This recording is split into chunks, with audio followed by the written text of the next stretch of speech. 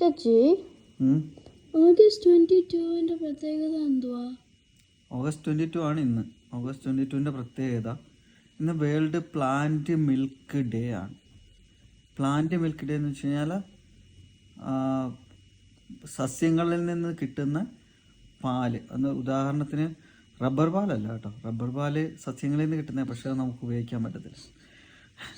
പക്ഷേ നമുക്ക് ആൽമണ്ട്, ബദാം മിൽക്ക്, പിന്നെ സോയ മിൽക്ക്, അങ്ങനെ പല കഴിക്കാൻ പറ്റുന്ന ആഹാര യോഗ്യമായിട്ടുള്ള പല പല മിൽക്കുകൾ കിട്ടുന്ന അതിൻ്റെ ദിവസമാണ് ഇന്ന് world plant milk day. Plant based milk day എന്നാണ് അതിൻ്റെ ശരിക്കുള്ള ഒരു ദിവസം.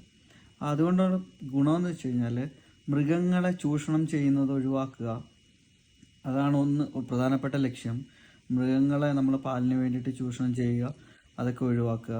പിന്നീട് നമ്മുടെ കാടുകൾ നശിപ്പിക്കുക, മൃഗങ്ങൾക്ക് വേണ്ടിയിട്ട് കാടുകൾ നശിപ്പിക്കുക, പരിസ്ഥിതിക്ക് ഉണ്ടാകുന്ന ദോഷങ്ങൾ അത് ഒഴിവാക്കുക. പിന്നെ പാല് കൊണ്ട് പല ആൾക്കാർക്കും, മൃഗങ്ങളുടെ പാല് കൊണ്ട്, പശു, ആട് എന്നിവരുടെ ഇതിൻ്റെയൊക്കെ പാലുകൊണ്ട് ഒരുപാട് ആരോഗ്യ പ്രശ്നങ്ങൾ ഉണ്ടാവാറുണ്ട്. അലർജി പോലുള്ള പല അസുഖങ്ങളും ഉണ്ടാവാറുണ്ട്. ഇതൊന്നും ഈ ആൽമണ്ട് മിൽക്കിനൊന്നും അങ്ങനെ അതിൻ്റെ ദോഷങ്ങളില്ല.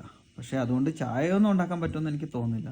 ബദാം മിൽക്ക് കൊണ്ടൊന്നും ചായ ഒന്നും ഉണ്ടാക്കാൻ പറ്റത്തില്ല. പക്ഷെ പാലിൻ്റെ ഉപയോഗമായിട്ട് പാലായിട്ട് ഉപയോഗിക്കാം. അതാണ് അതിൻ്റെ ഒരു പ്രത്യേകത. ലോകത്ത് പല സംഘടനകളും ഇന്നത്തെ ദിവസം ഓഗസ്റ്റ് 22 ഈ ബദാം മിൽക്ക്, അതുപോലെ സോയ മിൽക്ക്, അങ്ങനെയൊക്കെയുള്ള പാല് ഫ്രീ ആയിട്ട് കൊടുക്കാറുണ്ട് ഈ ഒരു ദിവസം. അപ്പോൾ ഇന്നത്തെ അറിവ് ഇതാണ്. മനസ്സിലായോ? ശരി.